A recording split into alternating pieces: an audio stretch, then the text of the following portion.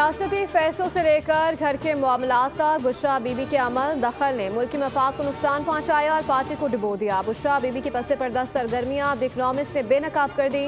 बरतानवी जरीदे के मुताबिक बानी पीटीआई एक कठपुतली थे जिनकी डोरें बुशरा बीबी हिला रही थी। झाड़ फूंक करने वाली खातून बरसर इक़्तिदार आए बगैर अहम तकर्रियों और रोज़मर्रा सरकारी फैसलों पर असरअंदाज होने की कोशिश करती थी। बुशरा बीबी ने हासिल मालूमात तक रसाई या इनको रूहानी करामात के तौर पर जाहिर किया। बानी पीटीआई तोहम परस्ती में पड़े हैं। 1 करोड़ घर, लाखों नौकरियों का वादा पूरा न किया। इक़्तिदार में आने के बाद भी बानी के फैसले तोहम परस्ती और ज़ाती पसंद नापसंद पर मबनी थे। बानी पीटीआई ने इक़्तिदार के लिए मजहब का लिबादा ओढ़े रखा। बुशरा बीबी ने बानी से कहा कि मुझसे शादी करें तो वज़ीर आज़म बन जाएंगे। बानी ने हुकूमत में आने से पहले बुलंद बांग दावे किए लेकिन एक भी दावा पूरा नहीं किया। करप्शन के केसेस में बानी के साफ शफाफ होने के दावे का भांडा फोड़ दिया।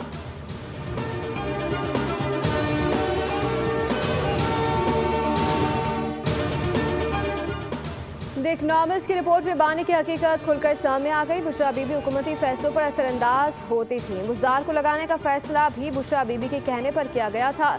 ये कौन से दिन की तालीम थी जिसका जिक्र जरीदे में हुआ। फाकी वज़ीर इत्तलात और तताड़ की मीडिया से गुफ्तगू कहा। बानी पीटीआई ने शहबाज शरीफ की साख मुतासिर करने की कोशिश की। झूठ, मनगढ़ंत और बेबुनियाद इल्ज़ाम से शहबाज शरीफ की साख मुतासिर की गई। बानी पीटीआई की सियासत झूठ, मुनाफकत और इल्ज़ाम तराशी के सिवा कुछ नहीं।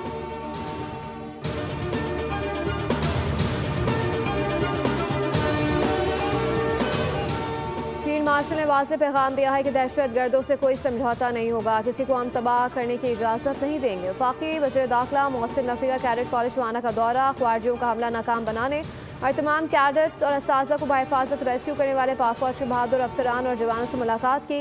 मोहसिन नकवी ने कॉलेज के तलबा और असातिज़ा से मुलाकात की और उनके बुलंद हौसले और जज्बे की तारीफ की। उन्हें ख्वारिजियों के हमले की तफसीलात और पाक फौज और एफसी की जानिब से किए जाने वाले कामयाब रेस्क्यू ऑपरेशन पर ब्रीफिंग दी गई। वज़ीर दाखिला ने कबायली अमायदीन के साथ भी बैठक लगाई। कहा हुकूमत से नाराज़ होने का मतलब ये नहीं कि आप असला उठा लें।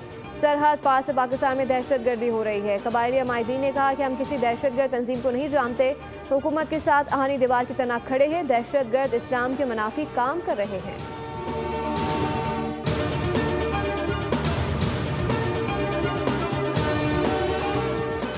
PGISPR के तलबा साजा के साथ खुसूसी नशिस्त दी मिलेनियम यूनिवर्सल कॉलेज और फ्यूचर वर्ल्ड स्कूल के तलबा साजा से गुफ्तगू की। तलबा साजा ने पाक फौज को ज़बरदस्त खराज तहसीन पेश किया। साजा ने कहा कि आज की नशिस्त ने तलबा को रिवायती सोच से हटकर गौर व फिक्र करने का मौका दिया।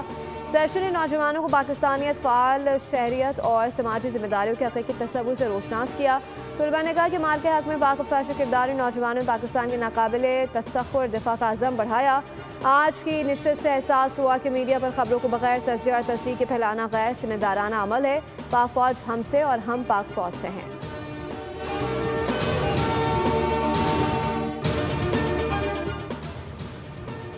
जस्टिस के आगा खान ने वफाकी आईनी अदालत के जज का हल्फ उठा लिया। सरबराह आईनी अदालत जस्टिस अमीनुद्दीन खान ने हल्फ लिया। तकरीब में इस्लामाबाद हाई कोर्ट के justice Arbab Mohammad Tahir, justice Mohammad Azam Khan, justice इनाम अमीन मिनाज, जस्टिस खादिम हुसैन सोमरो और जस्टिस मोहम्मद आसिफ ने शिरकत की।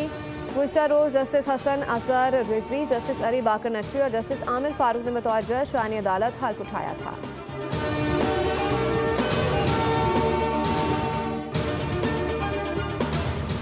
और आज़ाद जम्मू कश्मीर कानून साज़ असम्बली का इजलास 17 नवंबर को तलब कर लिया गया। इजलास में वज़ीर आज़म आज़ाद जम्मू कश्मीर चौधरी अनवारुल हक के खिलाफ तहरीक अदम एतमाद पेश की जाएगी। इजलास में नए कायदे-ए-वान का इंतखाबी अमल में लाया जाएगा। पीपल्स पार्टी ने आज़ाद जम्मू कश्मीर की वज़ारत उज़्मा के अहदे के लिए फैसल मुमताज़ राठौड़ को उम्मीदवार नामजद करते हुए आज़ाद कश्मीर कानून साज़ असम्बली में वज़ीर आज़म चौधरी अनवारुल हक के खिलाफ तहरीक अदम एतमाद पेश कर दी।